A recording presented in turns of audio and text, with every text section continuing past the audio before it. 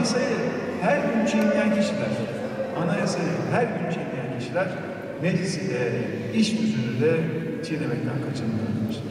Şu anda geldiğimiz nokta bu. Bir kuralı daha ihlal ettiler, bir kere daha meclisimizi hukuksuzluğun adresi haline getirdiler. Peki gelelim bu teklifin konusu neydi? Bu teklifin konusu arkadaşlar, güvenlik soruşturması ve arşiv araştırmasıyla ilgili kanun teklifi. Bakın bu da önemli, konusu önemli. Hani şu kamuda işe alımlarda reddederken senin şu akrabanın akrabasının arkadaşı terörle iltisaklıymış gibi gerekçeler böyle sunuyorlar ya. O güvenlik soruşturmasında konu bu. Biliyorsunuz son dönemde irtibat ve iltisak diye bir şey uyguluyorlar.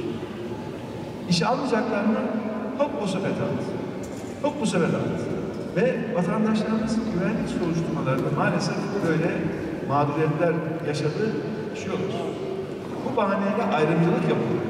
Hak etmelerine rağmen memur olarak atanamayan çok sayıda vatandaşımız var bu ülkede. Keyfiyet, şeffaf olmayan raporlar ve geniş takdir yetkisi bu sorunlara yol açtı maalesef. Ne yazık ki işte şu an bahsettiğimiz bu teklif hazırlanırken bu sorunların da dikkate alınmadığını üzülerek görüyoruz. Değerli arkadaşlar, bakın geçtiğimiz günlerde biliyorsunuz bazı emekli askerler bildiri yazmışlar. Şunu tespit etmek gerekiyor. Anayasal sınırlar içerisinde düşüncenin ifadesi tabii ki en temel hak. Elbette ifade sahiplerinde sözlerinin nereye varacağını hesaplamak ve bunları ölçmekte de sorunlar. Ve bu bildiri yazanlar biliyorsunuz öyle tecrübesiz insanlar değil. Bu insanlar rastgele, hesapsız kitapsız konuşmak, açıklama yapmak herhalde bunlar da düşünülecek şeyler değil. Ama değerli arkadaşlar bakın, dikkat edin. Bugünkü iktidar ülkeyi nihayetinde tamamen bir sessizliğe mahkum etmek istiyor. Bunu görelim. Fikirlerden, düşüncelerden, ifadelerden korkan bir iktidar var mı? Ağzını açanın kapısına polis gidiyor, vatandaşlarımız gözünü mahkemede açıyor. Bunu yaşıyoruz, her gün görüyoruz. Tabii durum böyle olup da bu emekli askerler açıklama yapınca da iktidar biraz şaşırıyor. Ya acaba burada gene bir darbe tehditim var diye biraz bakıyor.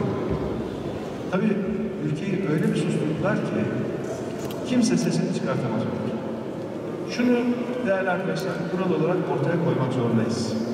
Siyasetin üstünde bir el, bir vesayet olamaz. Asla kabul edilemez.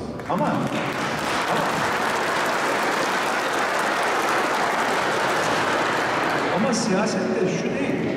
Ben 50+1'i aldım, istediğimi yaparım da diyemez. Çünkü demokrasi böyle seçimden seçime, sandıktan sandığa işleyen bir mekanizma değildir ki. Kurullar çalışmalıdır. Bireyler sözlerini söylemelidir. Devlet de çalışmalarına sivil toplumla ve meslek örgütleriyle istişare haliyle devam etmelidir. Devlet olmalıdır. Siyaset seçimde tabii ki yetkiyi almaktır ama o yetkiyi kullanırken sivil toplumla, meslek örgütleriyle, diğer siyasi partiler, istişareyle, ortak akıl arayışıyla ülkeyi yönetmelidir. Ama ne yapıyorlar değerli arkadaşlar? Her konuda sadece tek bir kişi konuşuyor ve o tek kişi kendi başına gecenin bir yarısı karar veriyor. Böyle bir ülkede tabii ki ekonomik kriz olur. Tabii ki hukuk krizi olur. Tabii ki siyasi kriz olur. 84 milyonluk bir ülke tek bir kişinin dudağı arasında yönetilemez, sıkıştırılamaz.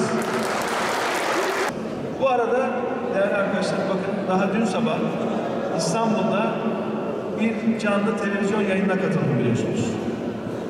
Programda konu malum. İşte o emekli askerlerin yaptığı açıklama şu. Tabii işin işte Montre var, Kanal İstanbul var, hepsi birbirine bağlanıyor. Ve programda ben dedim ki, bakın dedim, bu olanları yaşadık ya şimdi. Bu hükümet çıkacak diyecek ki, Kanal İstanbul'a karşı çıkanlar darbecilerle beraberdir diyecekler. Daha dün sabah canlı yayında. Çünkü bu işin gideceği yer bu. Alışmışlar hemen kutuplaştırmaya. Sen Kanal İstanbul'u destekliyor musun? Yoksa bu darbecilerle berabersin. Bunu diyecekler dedim. Ya üzerinden daha bir gün geçmedi. Tam 8 saat sonra Sayın Erdoğan çıktı dedi ki Kanal İstanbul'a karşı çıkanlar en büyük Atatürk ve Cumhuriyet düşmanıdır.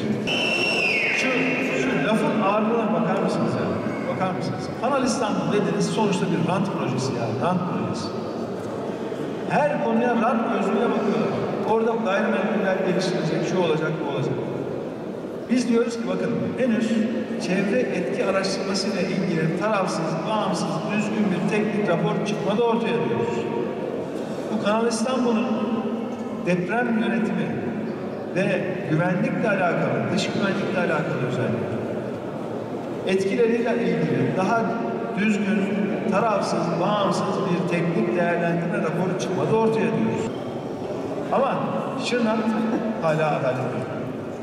Uludere'de, Roboski'de hayatını kaybeden 34 vatandaşımız için Şırnak adalet yok. Etkili bir hukuk soruşturması yapılmadı. Kimse bu olayın hesabını vermedi.